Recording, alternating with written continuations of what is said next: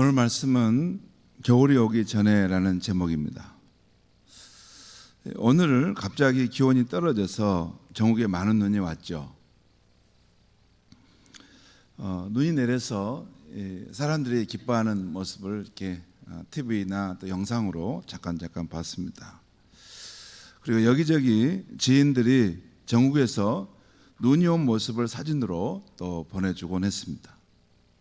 사람들이 첫눈이 와서 좋기는 하는데 준비 없는 상태에서 추운 겨울과 많은 눈이 와서 전국 고속도로에서 추돌 사고가 많았다는 뉴스도 나오더군요.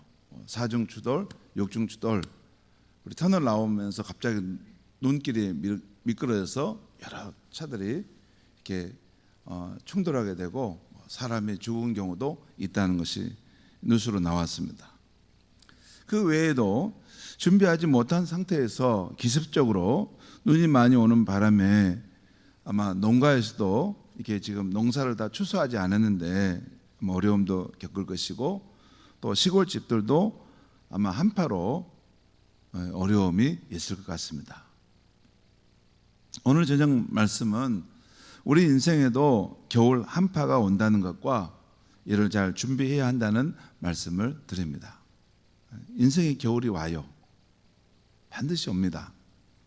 살다가도 몇 번 오기도 하지만 이제 인생의 봄, 여름, 가을이 지나면 인생의 겨울이 옵니다. 근데 그 겨울은 누구에게나 오기 때문에 이를 미리 잘 준비해야 한다, 이런 말씀을 전하려고 합니다. 오늘 읽은 디모데후서는 주후 67년 즈음에 로마 감옥에서 바울이 믿음의 아들이면서 동역자인 디모데에게 보낸 편지입니다. 이 편지가 바울이 살아생전에 쓴 마지막 편지였습니다. 이게 마지막 편지였기 때문에 거의 유언장과 같은 편지였어요. 그래서 디모데후서의 편지는 어떤 비장함이 있습니다. 마지막 유언으로 남기는 거기 때문에. 그 후에 얼마 지나지 않아 바울은 로마의 네로 황제에 의해서 순교를 당하죠. 참수형으로 사라지게 됩니다. 오늘 본문은 이 디모데후서의 마지막 부분인데요, 오늘 본문의 내용은 바울 사도가 디모데를 향해서 너는 겨울 전에 어서 오라는 명령과 함께 자기 곁에 있는 사람들의 상황을 소개하고 있습니다. 대부분의 동역자들이 여러 사정으로 자신의 곁을 떠났다고 말씀합니다. 그렇지만 여전히 주님은 내 곁에 서서 내게 힘을 주고 계신다는 것도 말씀하고 있습니다. 오늘 말씀 9절에서 13절 말씀을 제가 짧게 읽으면서 잠깐 설명하겠습니다. 9절입니다. 너는 어서 속히 내게로 오라. 지금 바울 사도가 복음으로 낳은 아들 디모데에게, 지금 디모데는 에베소 교회를 바울을 대신해서 지금 목양하고 있어요. 그런데 지금 로마 감옥에서 이제 곧 순교를 눈앞에 남겨두고 그 추운 겨울을 이제 올 텐데, 이 상황에서 그 믿음의 아들 디모데가 심히 보고 싶었던 것 같습니다. 뿐만 아니라 디모데에게 마지막으로 남겨줄 몇 가지 어떤 유언과 같은 그런 물건들이 있었던 것 같습니다. 너는 어서 속히 내게로 오라. 10절입니다.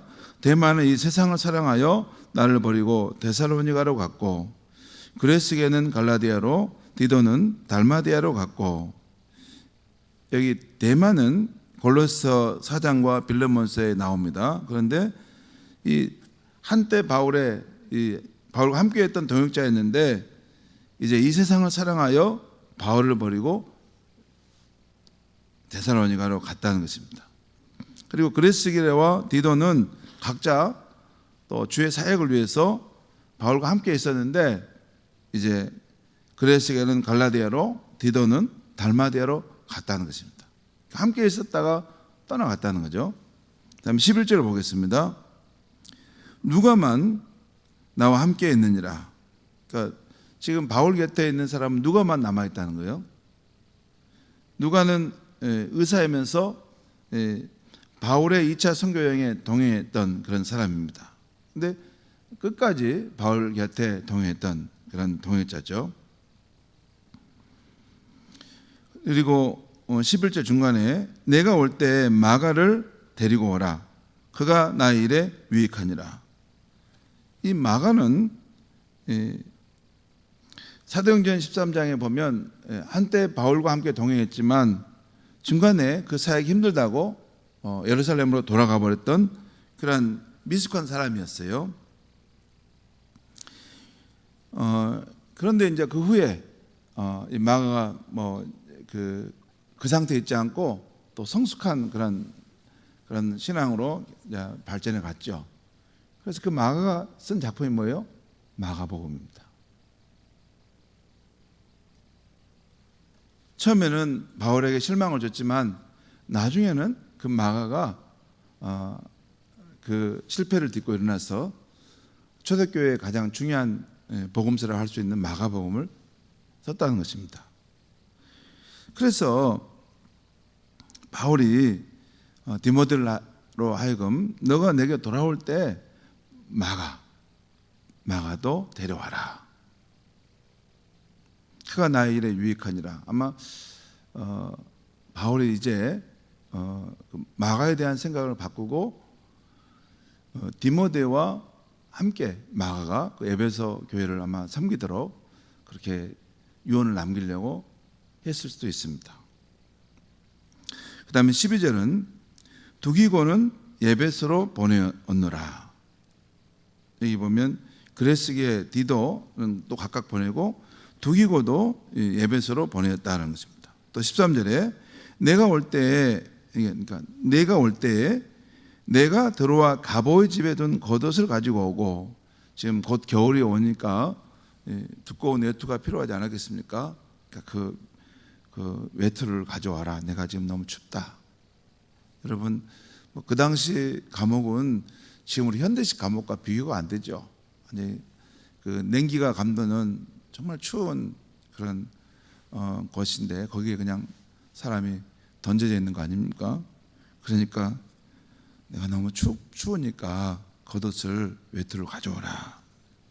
그리고 책은 특별히 가죽 종이에 쓴 것을 가져오라. 이 가죽 종이에 쓴 책이 뭘까? 이제 바울이 그 교회들에게 보낸 편지였을 수도 있어요. 근데 이것이 사실 이게 지금 신약 성경에 그런 글이 됐던 서신들이라고 할 수 있죠.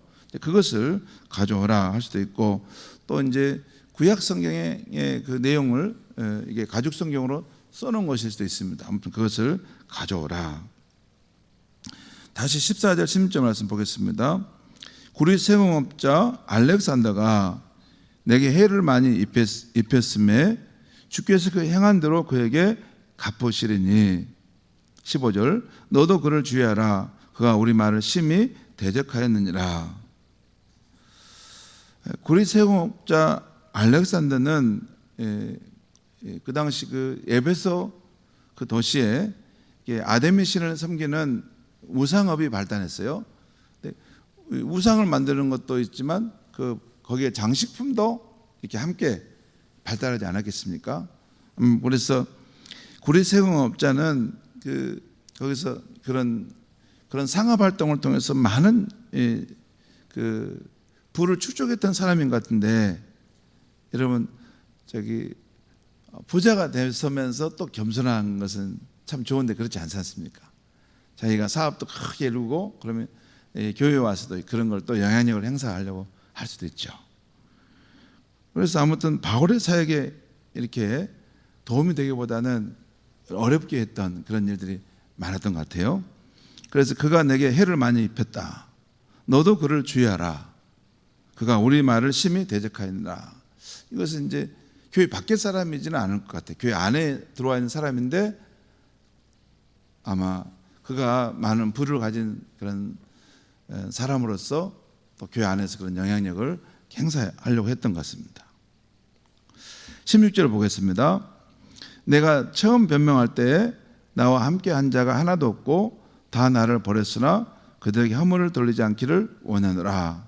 여기 16절, 내가 처음 변명할 때, 이 말은 다른 성경 공동번역 세번역 성경을 보면 내가 처음 변론할 때, 지금 바울이 감옥에 있지 않습니까?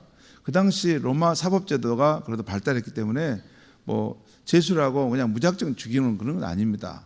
이게 정당한 절판을 거쳐서 이게 죽이는데, 그 벌을 내리는데, 지금 변론하는 기일을 이렇게 정해서 이렇게 했는데, 첫 번째 변론할 때, 내가 첫 번째 재판 가운데 섰을 때 나와 함께한 자가 하나도 없고 다 나를 떠났다. 그러지 여러분. 유리할 때는 이렇게 사람이 달라붙다가 또 불리해지면 떠나가는 것이 인간의 모습 아닙니까? 나쁘게 볼 것이 없어요. 인간은 그래요. 힘의 논리를 따라 사람들을 움직이거든요. 아무튼 바울이 재판, 이제 감옥에 갇히고 재판을 받고 약해져 가는 거 보니까 그가 복음에 어떤 능력 있는 사역자인 줄 알았는데 별거 아니네. 그래서 이제 떠나갔던 것 같죠. 다 버렸다는 거예요. 17절 18절 말씀 보겠습니다. 주께서 내 곁에 서서 나에게 힘을 주심은 나로 말미암아 선포된 복음이 온전히 전파되어 모든 이방인이 듣게 하려 하심이니 내가 사자의 입에서 건짐을 받았느니라. 여기 나와 함께했던 사람들이 내 곁을 떠나고 또 나를 버렸지만, 그러나 주님께서는 변함없이 내 곁에 계셔서 내게 힘을 주셨다는 것이에요. 그래서 이방인을 향한 복음 사역을 완수하도록 도우셨다는 것입니다. 여기 사자의 입에서 건짐을 받았다, 그런 일도 있었다는 것을 보여주죠. 18절입니다. 주께서 나를 모든 악한 일에서 건져내시고 또 그의 천국에 들어가도록 구원하시리니 그에게 영광이 세세무궁하도록 있을지어다. 아멘. 여기 보면 사도 바울의 신앙생활의 목표가 분명하죠. 그의 천국에 들어갈 것이라는 거. 그의 천국에 들어갈 때까지 그 모든 악한 일들에서 나를 주님께서 건져주실 것이라는 거 말씀하고 있죠. 또 19절에서 22절 말씀 제가 간단하게 읽겠습니다. 브리스가와 아굴라와 및 오네시모로의 집에 문안하라. 이 브리스가와 아굴라는 바울과 함께 장막을 만들어서 생활했던 사람인데, 사도행전 18장에 보면 그때 바울을 만나게 되고 그때 이후로 계속 바울의 동역자로 함께했던 그런 분입니다. 참 바울을 위해서 생명조차도 내어놓았던 고마운 분이죠. 그래서 바울이 잊지 못하고 브리스가와 아굴라에 대한 칭찬을 바울의 서신에서 여러 번 합니다. 또 오네시모로의 집에 문안하라. 이 오네시모로는 바울이 감옥에 갇혀 있을 때 사람들은 이렇게 바울을 멀리했지만 오히려 더 바울이 어려움 처한 것을 알고 찾아와서 그에게 위로와 힘을 주었던 사람이 오네시모로예요.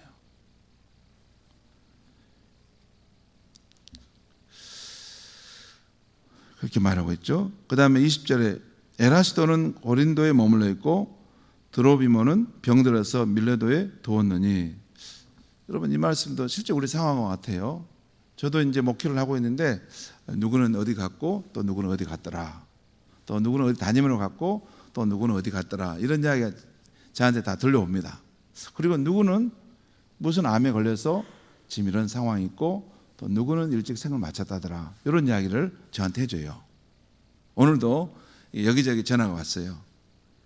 우리 교회 사역자로 있었는데 이제 다른 교회 갔는데 그분이 어떤 분이냐고 저한테 전화를 물어보고 그래서 이제 말씀해주고 그랬는데, 아무튼 바울에게 있어서도 감옥에 있었지만 누구는 또 어디로 갔고 또 누구는 어디 갔어 있는데 지금은 병들어 아프다고 한다라는 소식을 전한 거죠. 그리고 21절, 너는 겨울 전에 어서 오라. 겨울 전에 어서 오라. 으블로와 부데와 리노와 글라디우디아와 모든 형제가 다 내게 문안하느니라. 아마 이 사람은 노마 교회 교인인 것 같아요. 그 사람들이 디모데에게 문안한다는 거죠. 21절 나는 주께서 내 심령에 함께 계시기를 바라노니 은혜가 너희와 함께 있을지어다. 성도 여러분, 오늘 말씀에서 우리가 영적 교훈으로 삼을 것 두 가지를 제가 오늘 잠깐 말씀드리려고 합니다. 하나는 우리가 주를 믿는 신앙생활을 할 때 내 곁에 있는 사람들에 대한 교훈입니다. 신앙생활 할 때 나 혼자 하는 건 아니잖아요. 내 곁에 있는 사람들에 대해서 어떤 태도를 가지고 어떤 마음을 가지고 내가 그들과 함께 있어야 되는가 하는 것입니다. 오늘 본문에 보면 참 많은 사람의 이름이 나오는데 거명된 이름만 17명입니다. 이들은 지금 감옥에 갇힌 바울의 관점에서 보면 그의 곁을 지켜주는 누가 같은 사람도 있고 또 지지해주는 브리스길라와 아굴라, 오네시보로 같은 사람도 있습니다. 반면에 바울을 버리고 떠난 데마와 같은 사람도 있습니다. 그리고 주의 사역을 위해 떠난 사람도 있고 그냥 중립적으로 그러니까 주님의 사역이 여기서 만약에 이제 사역이 쇠퇴하고 다른 곳에 부응했다면 여기 있는 사역자가 다른 곳으로 갈 수 있지 않겠습니까? 중립적인 것이죠. 바울하고 무슨 뭐냐면 바울의 유불리에 의해서 뭐 떠난 게 아니고 주의 사역을 위해서 간 건데 그런 사람들은 그리스게와 디도라는 사람이 있고 또한 지난해 바울에게 해를 많이 입힌 구리 세공업자 알렉산더도 있습니다. 또 지난날 바울이 너무 심하게 대했다가 그 관계를 다시 회복하려고 했던 사람 마가도 있습니다. 그러죠? 성도 여러분, 오늘 본문에서 바울은 이들에 대해서 어떤 태도를 갖고 있습니까? 바울은 그 각 사람에 대해서 다른 태도를 갖고 있어요. 먼저 어려울 때 주의 나라를 위해 한결같이 함께 해주었던 분들을 귀히 여기고 사랑하는 마음이 있습니다. 오네시보로의 집에 하나님이 긍휼히 베풀어 주셔서 이런 기도를 합니다. 그만큼 오네시보로가 고마웠다는 거죠. 우리에게도 그런 분이 있죠. 오늘 광주에서 전화가 왔어요. 그래서 이런 분이 이렇게 자기 교회에 넣었는데 목사님 교회에 있다는데 이분 어떤 분입니까? 제가 뭐라고 했겠어요? 최고로 칭찬해 줬습니다. 그 사람 절대 놓치면 안 된다고 칭찬해 줬어요. 잘 그분 귀한 분이니까 그분 데리고 하시라고. 여러분도 다 아시는데 아무개 목사입니다. 부목사인데 아무튼 이제 다른 교회 갔다가 또 그곳으로 가는데 그런 경우가 있어요. 그러니까 주의 나라를 위해서 함께 해주었던 그런 귀한 분이 있죠. 그런 분은 이제 늘 추천도 해주고 또 정말 이런 친구는 한국 교회를 위해서 하나님 나라에 반드시 필요하다 추천해 주죠. 적극적으로. 저는 여러분 순천 은성교회에 있다고 해서 우리 교회만 생각하지 않습니다. 이 한국교회와 하나님 나라가 왕성하기를 바라기 때문에 다른 데에 가서도 이런 사역자들 잘했으면 하는 마음이 있습니다. 그랬죠. 자, 또 그렇지만 상황이 불리해지자 바울 곁을 떠난 사람, 또 바울에게 해를 입힌 사람, 그런 사람과 같은 사람도 있죠. 바울은 그런데 그들의 허물을 탓하지 않고 주님께 그 사람의 일을 맡기는 것을 볼 수 있어요. 여러분, 이게 사역자의 모습이에요. 어떤 사람이 나를 이렇게 대적하고 어렵게 했다고 해서 사역자는 그 사람과 이렇게 다투는 것은 아닙니다. 그럴 필요 없습니다. 항상 우리 크리스천은 뭘 생각해야 되냐면 A와 B가 있으면 A와 B만 있는 것이 아니라 그 사이에 꼭 주님이 계십니다. 이것이 크리스천의 이 관계 방식이에요. 항상 크리스천은 절대 A와 B만 있지 않아요. 가정에서도 그러고 직장도 그러고 교회도 그러고 누구하고 내가 어떤 관계 어려우면 항상 그 가운데 주님이 계시는 거예요. 주님이 계시는 곳 속에서 우리는 생활하고 있는 거예요. 그렇기 때문에 그런 문제에 대해서 주님이 아실 걸 믿고 그냥 주님께 맡기면 됩니다. 또 오늘 바울 보면 바울 자신 역시 잘못된 그런 판단을 내가지고 사람을 너무 심하게 질책했던 것이 있지 않습니까? 그걸 인정하면서 이제 마가와의 그 관계를 다시 회복하려고 지금 시도한 거 아니에요? 이런 것을 우리가 보면서 바울이 그 자기 곁에 있는 사람들을 대한 태도를 보게 되죠. 여러분, 우리 또한 이렇게 겨울이 오기 전에 감사할 사람도 있고 주님께 그 허물을 맡길 사람도 있고 그리고 내가 너무 심히 대한 것에 대해 용서를 구하고 그 관계를 회복할 사람도 있죠. 여러분 그렇지 않습니까? 여러분 관계를 회복할 사람 없습니까? 다 잘 살아오셨어요? 그런 게 있을 수 있죠. 감사할 것도 있고 또 내가 그 관계를 너무 심하게 했던 것을 반성하고 내가 겨울이 오기 전에 그 사람하고 관계를 회복해야 되겠다. 이것이 그렇지 않으로서 삶을 잘 완성하는 거죠.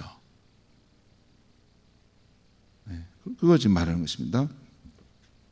여러분, 지금 우리가 함께 하고 있는데요. 사실 우리는 서로에게 다 고마운 분이라는 것 아십니까? 우리 임 목사님이 가가지고 지금 한 사역자가 지금 부족하지 않습니까? 그렇죠. 근데 우리 임 목사님이 지금 떠나간 빈자리가 꽤 큽니다 지금. 그래서 정대균 전사님하고 저하고 지금 하는데 이게 지금 아무튼 일의 범위가 많고 이게 감당하기가 참 쉽지 않구나. 왜냐하면 그만큼 임 목사님이 중요한 일들을 잘 처리했다는 거예요. 그러니까 함께 있을 때는 몰랐는데 떠나고 나니까 그의 빈자리가 큰 거예요. 여러분 그렇죠? 함께 있을 때는 몰라요. 근데 그 부재가 나타나기 시작하면 와, 그 사람이 굉장히 귀환해서 또는 우리 가정에서 정말 그 든든하게 그 모든 무거운 짐을 마치고 있었구나 하는 것을 알게 되죠. 아무튼 지금 우리와 함께 해주는 분들이 참 고마운 분들인 것입니다. 오늘 오후에 보니까 이 교회 앞에 이제 그 가을 낙엽이 많이 떨어져 있지 않습니까? 그쪽을 청소해야 되는데 어떻게 할까 생각했는데 보니까 잠깐 제가 교회를 이게 둘러보는 중에 밖에서 저기 우리 가을 낙엽이 지금 비에 맞아서 축축하게 많이 널려 있는데 우리 강모 집사님이 저걸 혼자 빗자루 가지고 쓰시는 거예요.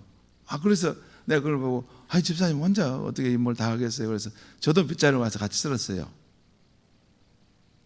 그랬더니 나중에 또 우리 간사님이 보고 와서 또 와서 도와서 간사님 목사님하고 이제 검정 비닐을 가져와 또 도와줘요. 그런데 또 조금 있으니까 여기 동성공원 운동하고 계시던 우리 김은희 집사님까지 와가지고 우리 목사님이 우리 더 일하시네. 그래서 와서 다 해서 쓰레기 한 그 2봉지 반 정도를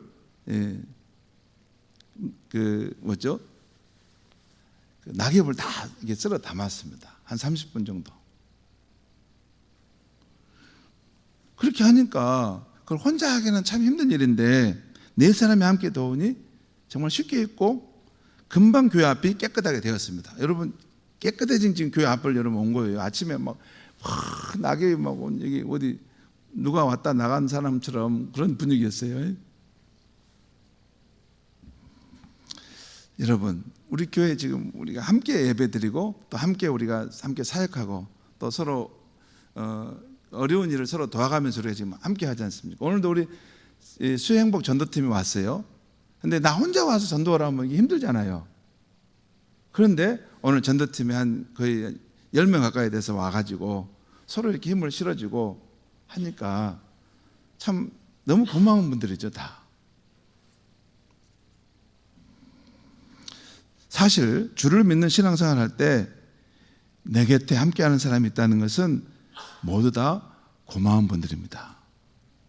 여러분 나하고 뜻이 안 맞는다고 다 잘라내고 막 이렇게 발로 차고 몰아내고 그러면 어쩐지 아세요? 혼자 하시면 됩니다. 혼자 이제 다 하셔야 돼. 다 하셔야 돼. 그런데 나하고 달라도 또 교회를 위해서 그분이 꼭 필요한 자리가 있어요. 그러니까 나는 나의 일을 하고 저 사람은 저의 일을 하면서 우리가 함께 하나님을 섬기는 것이고 이 교회를 더 풍성하게 해가는 줄 믿습니다. 다 고마우신 분이에요. 다 고마우신 분. 작은 일 하나도 백장 한 장만 이게 그걸 들고 도와주는 사람도 다 고마운 분이에요. 그래서 우리가 함께하는 이 모든 분들이 이분들이 떠나가기 전에 참 고마우신 분이라는 것을 알고 정말 귀히 여기고 사랑해야 할 줄 믿습니다. 이것이 오늘 바울의 자기와 함께했던 사람들에 대한 이 애틋한 마음이 거기에 지금 담겨 있어요. 다 고마우신 분인데 이제 다 자기 길을 갔구나 하는 말이잖아요. 두 번째는 오늘 우리가 꼭 받을 교훈은 세월의 흐름과 함께 사람들은 우리 곁을 오고 가지만 늘 내 곁에 계셔서 힘을 주시는 주님이 계시다는 거예요. 오늘 바울 사도는 처음 변론할 때 자기와 함께하는 사람이 하나도 없고 다 떠나갔다고 했습니다. 그러나 주님은 여전히 자기 곁에 서서 자신에게 힘을 주셔서 복음의 사명을 감당케 하셨다라고 고백합니다. 그리고 주께서 결국에는 자신을 모든 악한 일에서 건져내시고 또 그의 천국에 들어갈까지 구원해 주실 것이라고 고백합니다. 성도 여러분, 잠깐 저를 보시죠. 지금은 우리 곁에 사람들이 함께 있지만 우리의 인생에도 겨울이 오면 정겨운 사람들이 하나둘 떠나갈 것입니다. 아니, 남이 떠나간 것이 아니라 내 자신이 이 공동체에서 헤어질 준비를 해야 할지도 모릅니다. 목사님 무슨 말씀? 나는 이 공동체 절대 계속 있을 거예요. 자, 여러분 뜻대로 됩니까? 인생이 그러던가요? 그렇지 않습니다. 우리 곁을 적는 사람이 한둘 자꾸 떠나가듯이 때가 되면 내 자신이 이 공동체를 떠나가야 될 때가 올 수가 있습니다. 인생이 내 뜻대로 안 됩니다. 우리의 삶의 오감은 하나님께서 이것을 움직이십니다.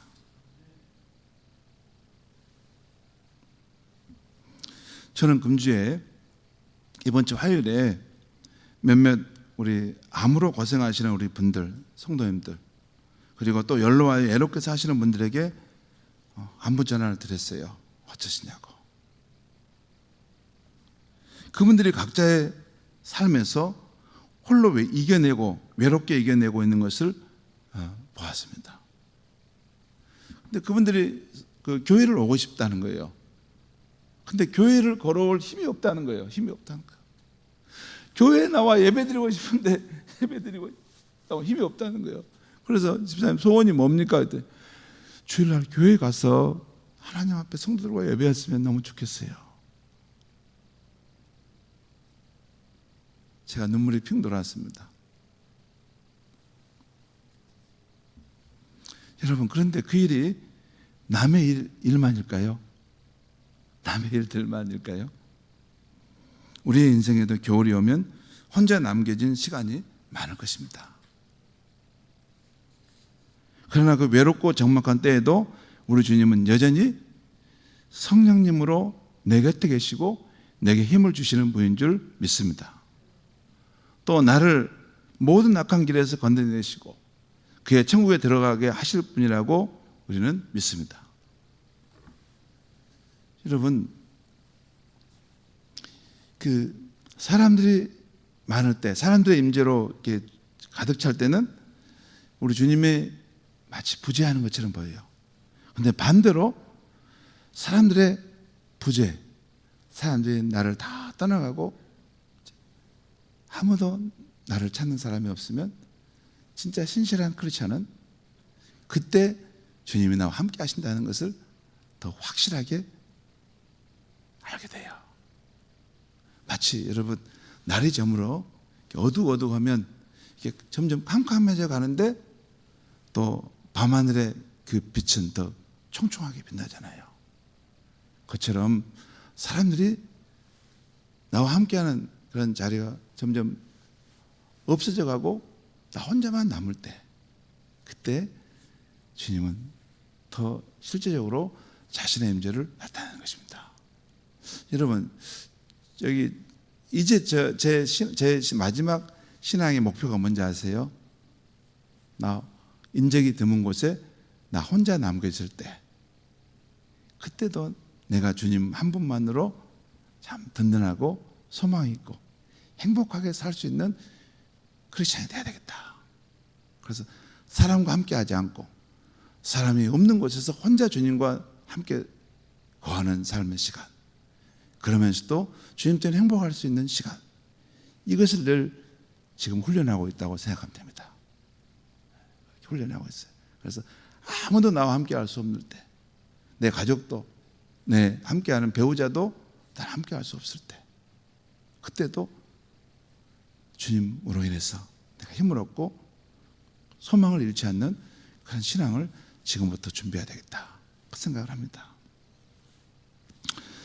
그것이 겨울이 오기 전에 해야 될 것이죠. 그리고 또 지금 기회가 있을 때마다 이 좋으신 구주 예수님을 우리 이웃에게 더 많이 전해주기 위해서 기도하고 전도해야 하는 것입니다. 그 일이 우리 이웃에게 줄 수 있는 최고의 선물이고 내 영혼도 살리는 길인 것입니다. 여러분 앞으로 이제 그 백세 시대를 맞아서 우리 사는 날이 더 길어지고 막 그런데 이제 그리고 세상은 더 혼돈해가지고 막 이렇게 뭐냐면 즐거운 일이 많고 재밌는 일이 많아서 막 세상으로 막 분주하게 다니는데 그러면 크리스찬들이 행복할까요? 크리스찬은 그렇게 해서 행복하는 게 아닙니다. 하나님의 일을 할 때 우리 인생이 보람과 행복을 느끼는 거예요. 그런데 하나님의 일 중에 가장 보배로운 일이 전도를 해서 그 생명을 구원하는 일입니다. 그거 빼놓고 다른 거 다 쌓아도 그 마음의 허전함은 채울 수가 없어요. 그 일이 쉽지 않지만 우리가 받은 이 복음이면 한 천하바다 귀한 한 생명을 살리는 복음 아닙니까? 이것을 내가 먼저 이걸 내가 발견하고 그걸 누리고 있는데 그것을 전할 수 있어야 한다는 거예요. 저는 우리 장권사님이 일터에서 저희 미용실에서 그 일을 잘하시는 것 같아요. 참 잘하셔서 감사합니다. 이 천국 복음 사역을 잘하셔서 너무 귀해요. 예. 한두 번 제가 그 미용실에 신방 갈 때마다 보면 꼭 보면 그 주변에 미용실에 그 찾아온 손님 가운데 그 삶이 허무하고 소망 없는 그런 사람들이 오면 꼭 이렇게 예수신앙의 복음을 전하시고 한 영혼을 한 생명을 정말 천하바다 귀하게 구원하시려고 하는 그 기도와 그 간절한 마음 보면 제가 마음이 숙연해집니다. 진짜 천국과 지옥이 있고 이 복음을 거부한 사람이 갈 곳이 분명하다는 거, 그걸 아는데 어떻게 우리가 침묵할 수 있습니까? 그럴 수 없습니다. 애끓는 마음이 우리 안에 있어야 됩니다. 진짜입니다. 아무튼 성도 여러분, 우리 모두에게도 인생의 겨울이 올 텐데 지금 내 곁에 있는 사람들과의 관계도 또 주님과의 관계도 좋은 관계로 잘 만들어갈 수 있기를 바랍니다. 그리고 어느 때 인생의 겨울이 오더라도 내 곁에 함께 하시는 이들과 또 든든하신 주님을 의지하여 천국까지 완주하는 삶을 살 수 있기를 바랍니다. 기도하겠습니다. 하나님 아버지, 오늘 저녁에 계절의 변화를 통해 겨울이 오듯이 우리 인생의 날에도 추운 겨울이 온다는 것을 말씀해 주셨습니다. 그리고 그 날을 미리 예상하여 준비하는 삶이 지혜로운 삶임을 말씀해 주었습니다. 하나님 아버지, 늘 우리와 함께하는 신앙생활을 하는 사람들에 대해서 열린 마음으로 그들을 귀히 여기고 사랑할 수 있는 마음을 주시옵소서. 그리고 우리가 사람들과 함께 하지만 우리의 생의 마지막 그날까지 우리가 함께하고 우리의 힘이 되실 분은 우리 구주 예수님을 알아 늘 성령 안에서 주님과 친밀한 사귐의 삶을 살아갈 수 있게 하여 주시옵소서. 예수님의 이름으로 기도합니다.